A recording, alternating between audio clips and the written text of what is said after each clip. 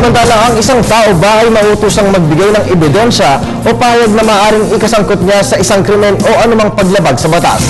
Isang kaso ang tatalakayin ni Atty. JJ Atienza para malaman natin ang mga sitwasyong maaaring magdala sa atin sa kapahamakan sa bisig ng batas.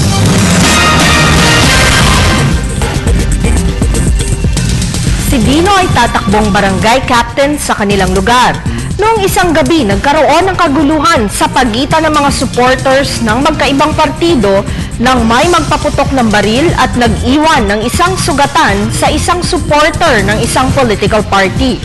Kinabukasan, isa si Dino sa mga dinampot ng mga pulis. Agad na kinasuhan ang mga suspects at nag-issue daw ng order na lahat sila ay mag-undergo ng paraffin test. Isa rin si Dino na inutusan na magbigay ng handwriting dahil ikukumpara daw ito sa ebidensyang nakalap na sulat na nagsasaad na may isang taong nag-utos na manggulo sa kabilang partido. Na-violate daw ba ang right against self-incrimination ni Dino?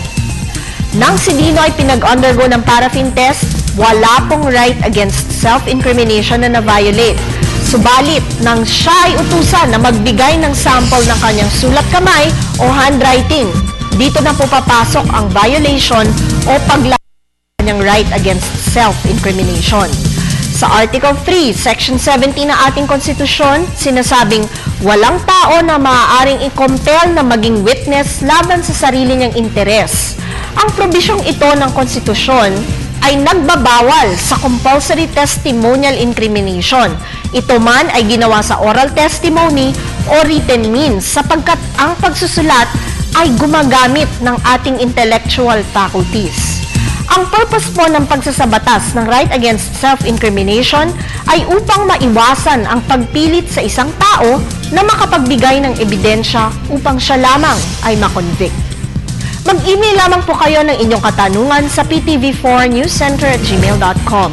Ito po si Atty. JJ Atienza, ang inyong bisig ng batas.